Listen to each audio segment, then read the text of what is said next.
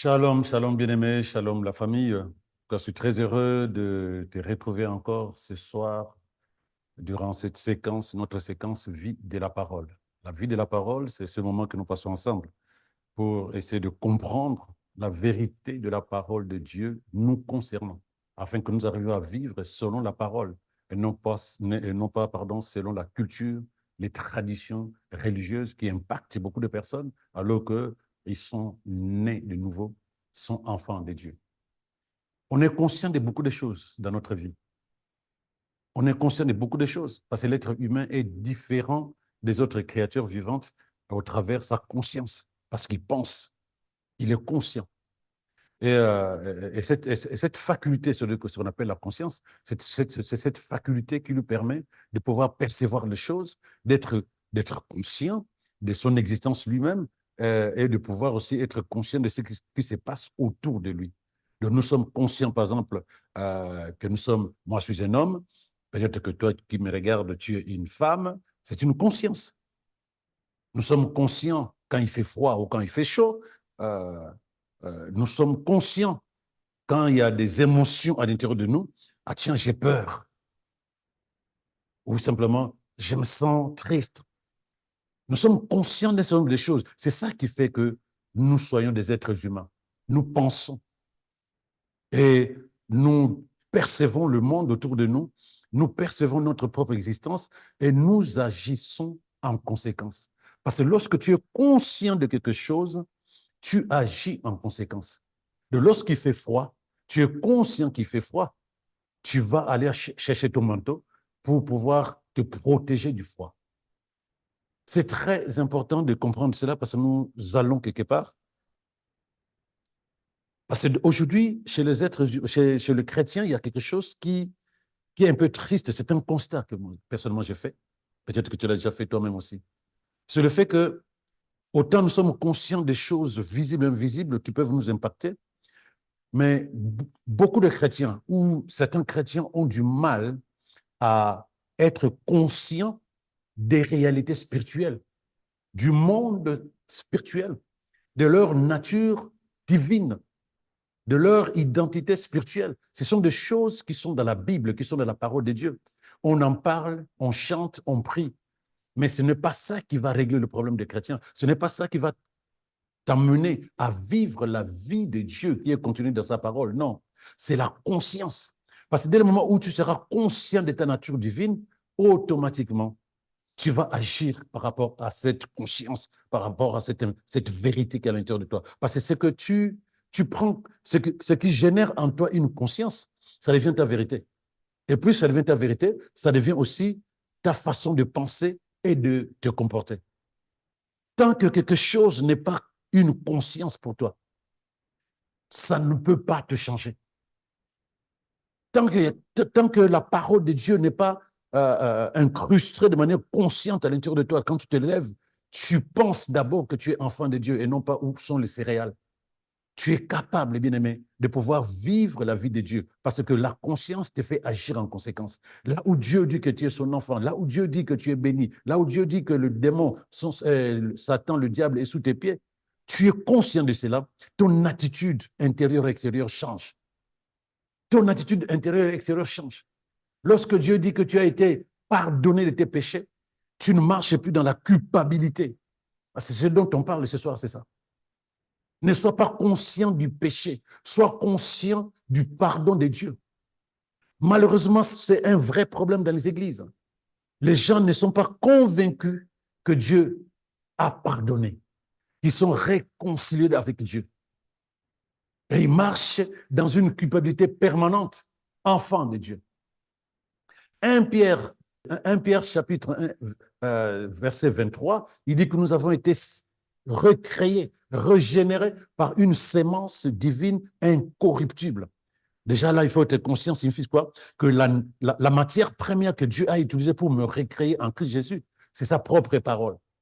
Donc si la parole de Dieu par laquelle Dieu t'a recréé en Christ est incorruptible, c'est-à-dire que cette parole ne peut pas être impactée par le mal, par le péché.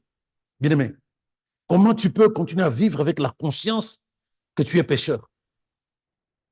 Parce qu'être pécheur et commettre un péché, c'est deux choses différentes. Être pécheur, c'est avoir la nature du péché. Mais commettre un péché, c'est avoir cette faiblesse que beaucoup de personnes ont de pouvoir poser un acte répréhensible qu'ils vont s'empresser de regretter par la suite. Mais quand tu te vois pécheur, ça signifie que ta nature n'a pas changé. Or, la nature pécheresse est à la croix. Et toi, tu as été recréé par la nature incorruptible, c'est-à-dire que la sémence divine, la parole de Dieu. C'est très important de comprendre cela, bien-aimé. Tu n'es pas 100% fait de chair. Tu es esprit dans une enveloppe charnelle. Mais ton esprit, c'est ça ton vrai toi. C'est cette partie de toi qui doit gérer tout ton être. Quand tu auras compris ce qui s'est passé à la croix, quand tu auras accepté ce que tu es à la résurrection de Jésus, tu verras que le péché ne peut plus dominer sur toi. Regarde, il y a un verset qui le dit très, très clairement, je vais le lire avec toi. C'est Romains 6, verset 14. Romains 6, verset 14, il dit ceci, « Car votre maître n'est plus le péché. Il ne conserve aucun droit sur vous et ne pourra par conséquent ni vous dominer, ni vous vaincre. Vous ne relevez plus de la loi, votre vie est placée sous le signe de la grâce divine. » Donc, lorsque tu nais de nouveau, conscience, Dieu dit que tu es délivré. Délivré de Satan le diable et délivré de tout ce qu'il imposait sur toi. Délivré de l'autorité qu'il avait sur toi de t'amener à poser des actes répréhensibles, le mal, le péché. Romains 6, verset 14, dit, votre maître n'est plus le péché. Ce qui est précis et ce que tu dois accepter, il dit, il ne conserve aucun droit sur vous et ne pourra plus, par conséquent, ni vous dominer, ni vous vaincre. C'est très important que tu acceptes cela. C'est très important que tu sois conscient. Parce que quand on n'est pas conscient de quelque chose, on vit dans l'ignorance. Donc, si tu n'es pas conscient que le péché, ce n'est pas normal, ce n'est pas naturel, que tu es capable de dire non sans souffrir, tu es libre. Tu es capable de dire non, je ne veux pas ça, je ne dis pas ça, je ne pense pas comme ça, je n'agis pas de cette manière-là, et tu te sens à l'aise parce que spirituellement, ton esprit a été libéré. Mais quand tu marches dans la conscience chrétienne, où tu te dis, on est sur terre, et dans un corps charnel, il n'est que normal que je pêche, c'est faux, c'est faux. Parce que toutes les personnes qui te diront ça, que non, tant que tu es dans un corps humain, il n'est que normal que tu pêches, ils ne prennent pas conscience que nous ne sommes pas notre corps, nous sommes esprit. Nous sommes esprit bien-aimé. C'est une mauvaise conscience qui ne peut pas t'aider à vivre la conscience du monde invisible de Dieu. Tu as vivre la conscience de la parole de Dieu. La vie de la parole, il faut changer de conscience. Il faut être conscient de ce que dit la Bible et non pas de ce que la tradition religieuse veut t'imposer. C'est une enveloppe que tu domines. Ce corps, c'est une enveloppe. Toutes les décisions que tu prendras, bonnes ou mauvaises, c'est d'abord à l'intérieur de toi. Donc si à l'intérieur de toi, ton cœur, ton esprit est à même d'être soumis à l'Esprit de Dieu, tout ce que tu feras à l'extérieur ne va plus dominer sur toi négativement. Tu vas imposer à ton corps, à ton âme, les choses qui plaisent à Dieu, les choses qui sont conformes à la parole de Dieu. Ce n'est pas le corps qui pêche. Ce n'est pas le corps qui pêche, bien aimé, c'est ton âme. C'est ton âme, là où il y a les sentiments, là où il y a les émotions, là où il y a les pensées. C'est dans ton âme que sont générées les actions que tu poses. Ton corps n'a rien à voir. Donc, quand tu comprends ça, tu dois plutôt chercher à développer une conscience différente à l'intérieur de toi.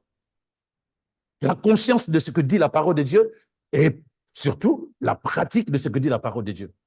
Tu enlèves la mauvaise conscience. Tu enlèves la mauvaise conscience, bien-aimé. Parce que quand tu crois et tu parles négativement de toi, tu ne peux pas attendre que tu changes de vie. Là où Dieu dit tu es délivré, comme ce verset, il dit le péché n'a plus d'autorité sur toi. Mais toi, tu ne valides pas cela. Ta conscience ne peut pas t'amener à poser des actions de quelqu'un qui est libéré du péché. Ne sois pas conscient du péché, sois conscient de la vérité que véhicule la parole de Dieu te concernant. Tu es délivré, tu es libéré, tu as été pardonné par Dieu, tu es réconcilié avec Dieu. Ça, c'est la conscience qui doit dominer sur toi. Tu te lèves le matin. Et tu verras que même ce qui te bloque aujourd'hui, parce que non, j'ai du mal à ne plus mentir, j'ai du mal à ne plus insulter, à ne me mettre en colère. Lorsque tu auras la conscience renouvelée derrière la parole de Dieu, tu verras, ces choses-là vont partir très rapidement. Mais quand tu as la mauvaise conscience du chrétien né de nouveau, mais qui continue à marcher avec la conscience de l'homme livré à lui-même, c'est comme si tu n'as jamais été libéré, bien-aimé. Sois conscient de la vérité de la parole de Dieu. Regarde, lisons encore ce verset. 1 Jean, verset 5, 18, il dit ceci. Nous savons que quiconque est né de Dieu ne pêche point. Alléluia. Celui qui est né de Dieu ne pêche point. Ce n'est pas un conseil, non. C'est un fait. C'est une évidence. C'est ça que tu dois accepter.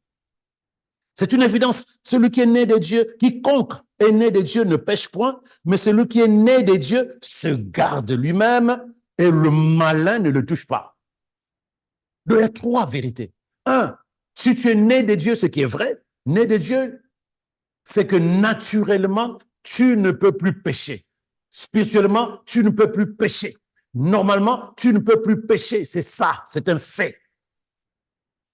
Comment? Il dit, celui qui est né de Dieu se garde lui-même. Tu as la conscience du bien et du mal. Tu as la conscience, et non seulement ça, mais tu as aussi la capacité de dire non au péché. Tu as la capacité. Parce que né de Dieu, l'Esprit de Dieu est venu habiter en toi. Il te donne la capacité, la force.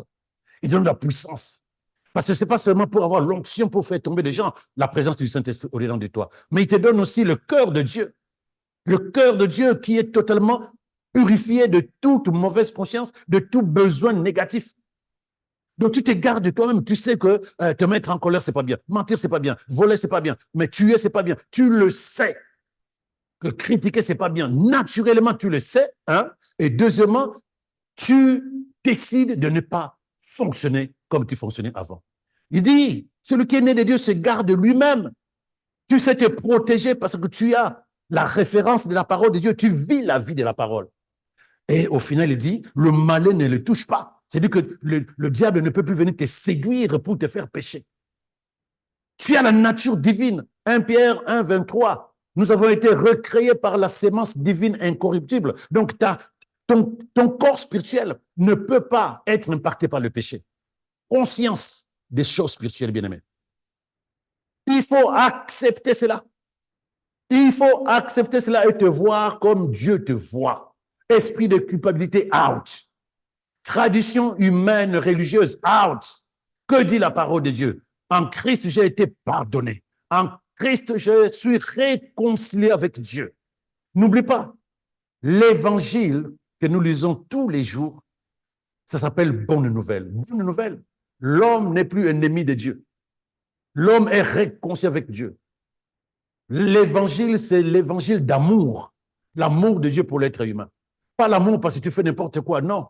Il faut que si Dieu t'a pardonné, il faut que tu acceptes le pardon de Dieu et que tu vives la vie de la parole, c'est-à-dire que la vie de celui qui est pardonné, la vie de celui qui est réconcilié avec son Créateur, la vie de celui qui est puissant devant le péché, pour que le péché ne domine plus dans tes pensées et que ton âme et ton corps ne suivent plus. Parce que lui, Dieu, comment il te voit d'après toi? Il te voit comment? Regarde, Colossiens 1, verset 21 à 23, on va les lire. Colossiens 1, verset 21 à 23. Or, vous, autrefois, vous étiez exclus de la présence de Dieu. Vous étiez ses ennemis à cause de vos pensées qui vous amenaient à faire ces mauvaises choses. L'apôtre Paul dit autrefois. À cause de quoi? À cause de vos pensées. J'ai dit tout à l'heure que ce n'est pas le corps qui pêche, mais c'est plutôt ce qui est à l'intérieur de toi. Dans ton âme, où il y a les sentiments, les émotions, les pensées. C'est là où sont générés le mal. Mais il dit, autrefois vous étiez exclus de la présence de Dieu, vous étiez ses ennemis à cause de vos pensées qui vous amenaient à faire des œuvres mauvaises. Mais maintenant, waouh, mais maintenant, Dieu vous a réconcilié avec lui par le sacrifice de son Fils qui a livré à la mort son corps humain. Alléluia. Pour vous faire paraître saint, irréprochable et sans faute devant lui. Donc, au travers de la loi de la substitution, Jésus prend son corps, il a récupéré les péchés de l'humanité. Il est parti crucifier son corps à la croix pour que tous les corps humains qui croient en lui ne soient plus impactés par le mal, ne soient plus impactés par le péché. Il dit Dieu vous a réconcilié avec lui par le sacrifice de son Fils qui a livré à la mort son corps humain pour vous faire paraître saint, irréprochable, sans faute devant lui. Tu dois arrêter de te culpabiliser. Bien-aimé, je vais dire quelque chose, peut-être que tu n'as jamais entendu un pasteur te le dire. Tu es né sans péché. Parce que le jour où tu es né de nouveau, c'est le jour où Jésus a détruit les œuvres de Satan. C'est le jour où Jésus a vaincu la mort, a vaincu le péché. Toi, tu es né de nouveau. Tu n'es pas né avec un corps de péché, tu es né avec le corps incorruptible de Dieu, c'est-à-dire la parole puissante de Dieu. Donc, devant Dieu, tu es irréprochable et saint. Sinon, ça ne sert à rien de prier, puisque si tu continues à te voir pécheur, tu es sûr que Dieu écoute les prières des pécheurs? Non, il écoute les prières de ses enfants, bien-aimés. La seule prière du pécheur qu'il écoute, c'est lorsque le pécheur se repent. Lorsque le pécheur se repent, Dieu écoute. Mais les prières que nous faisons dans nos églises, parce que nous sommes des enfants de Dieu et non pas des pécheurs. Parce que pour lui, nous ne sommes plus pécheurs. Notre corps ne pêche plus. Notre âme ne génère plus de péché, de pensées de péché. Pourquoi? Parce que nous sommes inondés de sa parole. Nous sommes nourris par sa parole. Nous sommes conseillés par son esprit. Sa nature divine qui fait de nous des enfants de Dieu ne peut pas te faire penser, bien-aimé, que tu es pécheur. Tu ne l'es pas. Tu peux commettre de péché, mais tu n'es pas pécheur. Mais lorsque tu arrives à commettre des œuvres répréhensibles, des actions répréhensibles, la Bible dit que nous avons un avocat auprès du Père, mais j'en parlerai peut-être un jour, si le Seigneur le permet. Je ne dis pas que Jésus, je ne dis pas que Dieu tolère en disant tu peux pécher, il y a Jésus qui est ton avocat. Non, j'en parlerai, c'est mal compris par beaucoup de chrétiens. Mais toi, tu n'as pas besoin qu'on te dise ne pêche pas. Toi, tu dois accepter que normalement, en tant qu'enfant de Dieu, naturellement, je ne peux même pas pécher. C'est comme si tu étais un mouton. Voilà. C'est comme si tu étais un mouton et tu passes par une machine qu'on appelle la croix de Jésus et tu sors de là, tu deviens un aigle. Le mouton que tu étais et l'aigle que tu es devenu, c'est deux créatures différentes. Ils ne mangent pas pareil, ils ne marchent pas pareil, ils n'ont pas la même constitution corporelle. Ils sont plus identiques. Voilà pourquoi il dit dans 2 Corinthiens 5, verset 17, que celui qui est en Christ est une nouvelle créature. Les choses anciennes sont passées, toutes choses sont devenues nouvelles. Tu as une nouvelle nature.